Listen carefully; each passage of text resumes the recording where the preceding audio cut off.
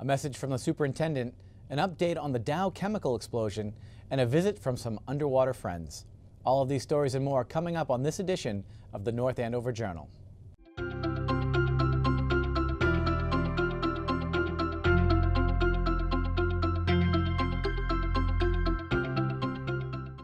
Hello and welcome to this edition of the North Andover Journal. I'm Ron Carpenito.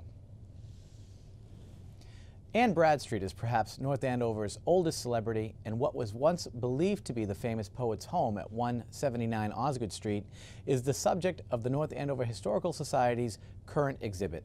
The Journal sent a crew to the Historical Society to learn more about this new exhibit.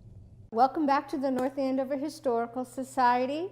This time I'd like to take you through our newest exhibit on the Parson Barnard House. Up until 1950, everyone believed that the house that's at 179 Osgood Street was once the home of Anne Bradstreet. The house had been in private hands from the time it was built, now we know by the Barnards, until it was sold to the Historical Society in 1950. At that point, the Historical Society did invite in Abbott Lowell Cummings, who was and still is the most renowned architectural historian for this early period of houses. He was very excited to see the house. He was brought in to tell them more about how they could bring it back to Anne Bradstreet's time, when he had to inform them he had good news and bad news. And the bad news was, well, the house was built about 30 years after Anne's death, but the good news was that this was a remarkable example of transitional architecture. So one of the things they had to change were postcards. So we have in the case two postcards about the same vintage. Both of them are just black and white photographic postcards, but the first one says the Bradstreet House, and that's what they all said up to that point. And then within a couple of years, they had to reissue the postcard with the name the Parson Barnard House. In this case, you'll see an awful lot of archaeological fragments. There have been a couple of archaeological digs at the house, and one of my personal favorites, it's still there today, is the very low-tech wallpaper dating device where they went around and they actually carefully separated wallpaper layers from each other. They had Richard Nylander come in very early in his career, and he helped them with the dating process, and that wallpaper dating device is still up on there today, and we use it with visitors and school children alike. We also looked at the house in terms of how has it been used since 1950. And the house has had a tremendous number of programs that went on there. We've used it for holiday houses. We've had antique training sessions at the house because there's such a good collection. We've partnered several times with the Garden Club over the past to do different kinds of open house for fundraising. We also wanted to talk about how artists and other sources have used the house over time for their photography, for their paintings. Town Report's been on there many times. One of the most interesting things that happens is when sometimes we have people come visit us from other parts of the country to tell us that they live in their own replica Parson Barnard House because the house plans were actually reprinted by Country Living back in the 1970s, and you could buy your own set of plans, and people did, and we've had people come forward and show us their picture in the middle of Michigan that looks just like the Parson Barnard House. Here we asked people, and we've gotten a few responses of what does the Parson Barnard House mean to them. So there have been generations of people who have lived with the house. Some people remember when it wasn't when it wasn't Parson Barnard House, was the Bradstreet House. We really didn't get too many comments from that generation, but generations of school children went there. People passed by it. So we invite everybody in North Andover to come down Tuesday through Friday. Our public hours are between 10 and 3. This whole bottom floor is absolutely free. Come see the exhibit, give us your comment, and we would love to see you. On Thursday, January 7th, our town was shaken by a large explosion at the Dow chemical plant on Willow Street. We recently reached out to the Dow spokesperson about the explosion and were told, quote, "The cause of the incident is not known at this time, and there is no risk to the community. The Massachusetts State Fire Marshal has returned control of the site back to the company, and the proper internal root cause investigation and external investigations are already proceeding with our full participation. While operations remain offline at North Andover, the site is open with plans being developed to restore non-production related activities," end quote. 5 people were injured, 4 of them seriously, in the explosion with chemical burns and shrapnel injuries. We've learned they are experienced and longtime colleagues at this facility, and they are in our thoughts and prayers as they recover.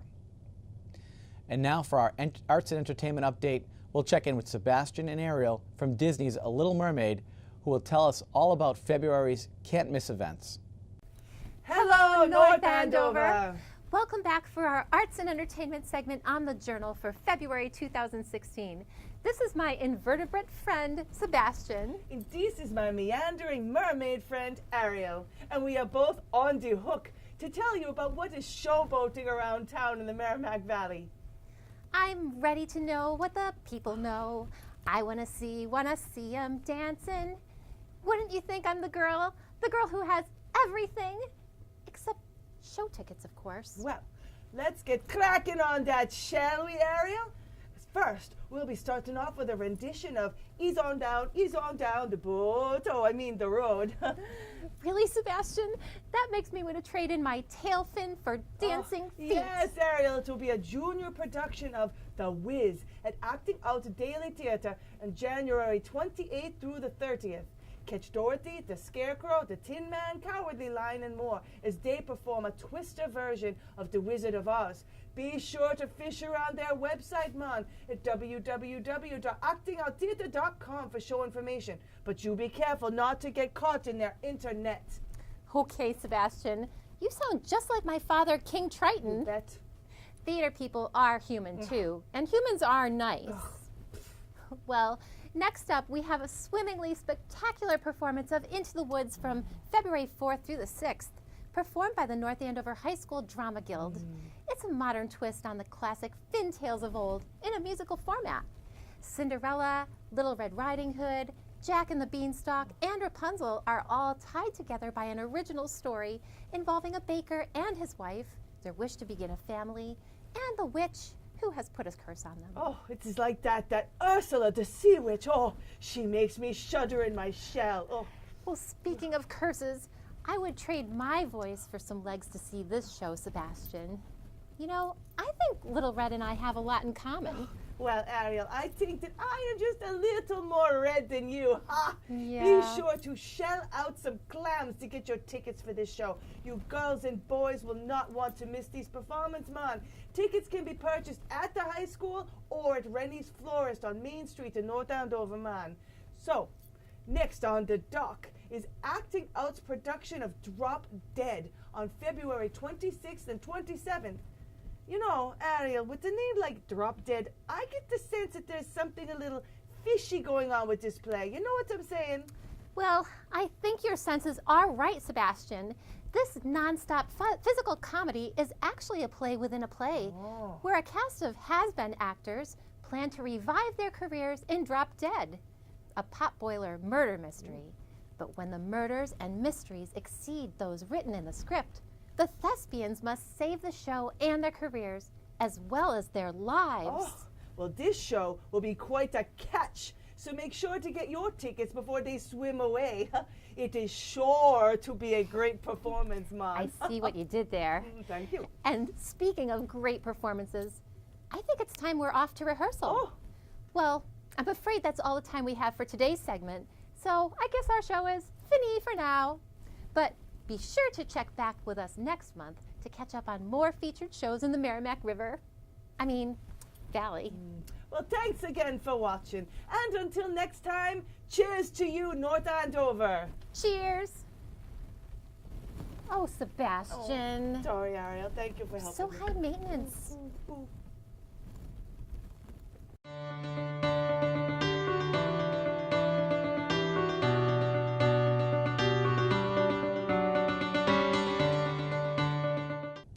In today's CAMED segment, we hear from School Superintendent Dr. Jennifer Price and Technology Director Mike Grant, who will share about technology that teachers are using to engage students in classrooms all around town.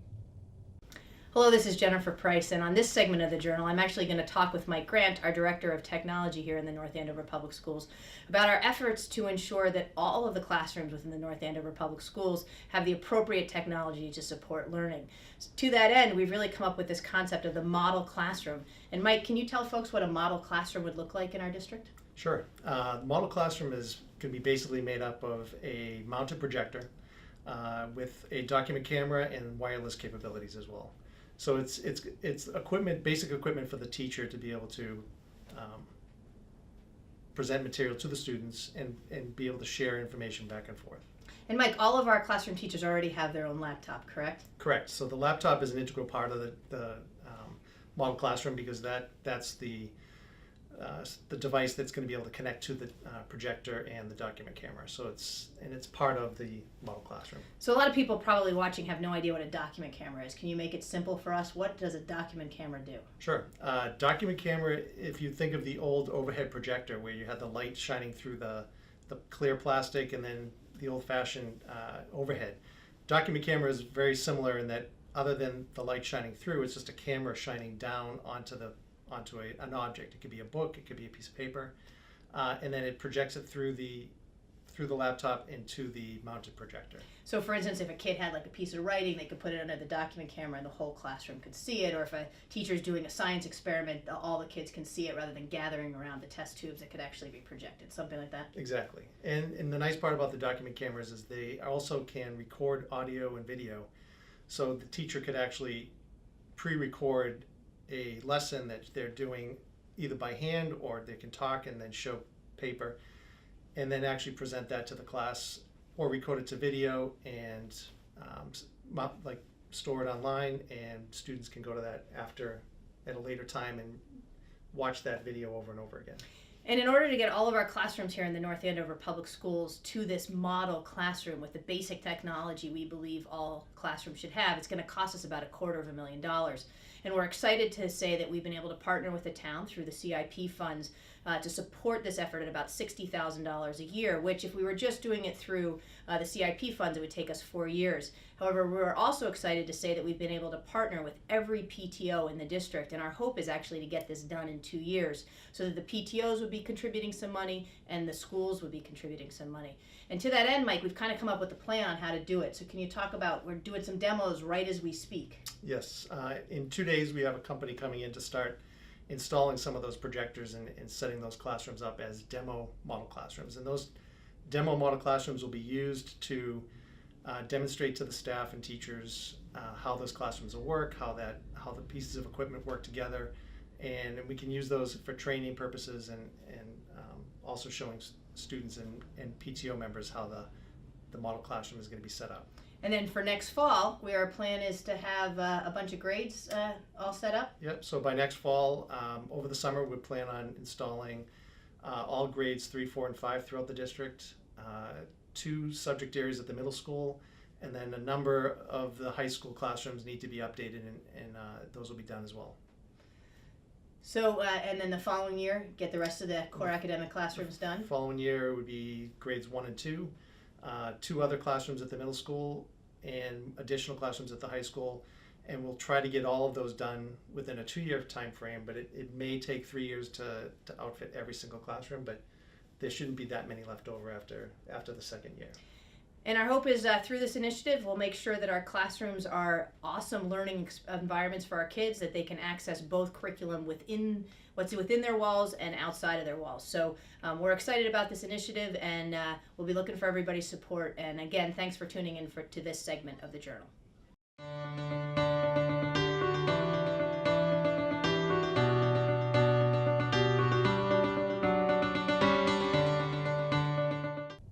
North Andover, Methuen, Andover, and Salisbury have signed a 2-year community compact, which is an agreement that will allow these towns to team up and fund projects with help from the state government and taxpayers.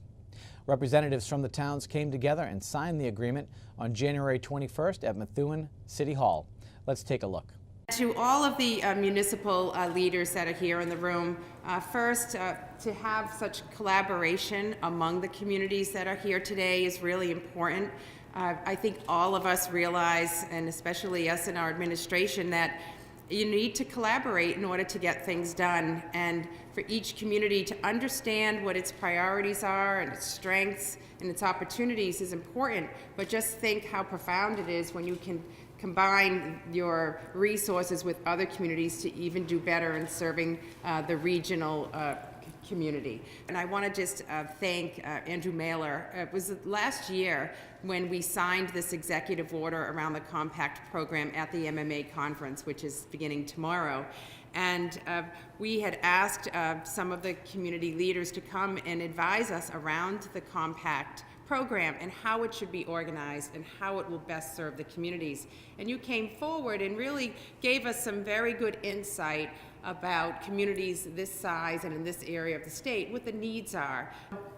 Taking those ideas to heart, we formed this Compact program, which is all about best practices, and we're able to implement it. And today we are signing 109, 10, 11, and 12. 112 compacts have been signed by municipalities with our administration.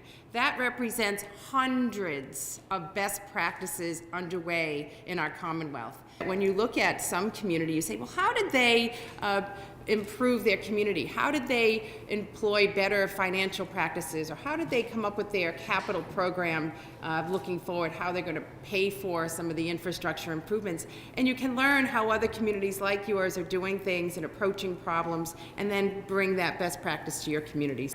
The other part of the best practice program that really works to your advantage as well is that it provides you with bonus points when it comes to the larger statewide grants that are available to you. And this initiative that the governor and the lieutenant governor came up with, it's probably one of the greatest tools that I have seen in city and state government since I've been in office. So it's very, very important for small communities who can't do it all on their own to be able to reach out and to have this partnership. For us, this particular compact means strategic relationships and partnerships. Our particular initiative focused on the Merrimack Valley Means Business doesn't just affect these 4 communities we're talking about today, it affects the whole Merrimack Valley. This is a measurable program that is being put forth by the administration, along with additional programs that we can actually improve our community in a major way. Well, even though the snow has been holding off, winter is still upon us. Lieutenant E.J. Folds of the North Andover Police Department prepared this next segment to share some very useful winter driving tips. Hi, Lieutenant E.J. Folds, North Andover Police Department here. We live in New England. Why do we live in New England? Because we love the seasons. Right now, it's winter. Not everyone's favorite season, but we deal with it for the others. A couple things we need to do is remember certain driving tips and certain vehicle tips during the winter time. Cold weather. Cold weather is, nobody likes it, but it's what we have. And what you want to do is remember certain vehicle tips. Never warm up your vehicle inside an enclosed area such as a garage. Carbon monoxide, odorless, colorless, very toxic to humans. It can build up. Another thing you want to do is keep your tire pressure where it's supposed to be, the recommended levels. Cold weather will cause a decrease in tire pressure, despite what Roger Goodell says. Never mix radial tires with other tires on your vehicle. Try and have all 4 same tires. This will help with driving, stopping, accelerating, and tire wear. Keep your gas tank halfway full or better at all times. This will help you avoid gas line freezes, which will disable your vehicle, and you have to wait for warm weather to be able to drive after that. If possible, avoid using your parking brake during extreme cold. Sometimes this will cause the parking brake not to work, or if you do use it, it will stick and you'll have to have a mechanic unstick it. And always keep a set of jumper cables with your vehicle.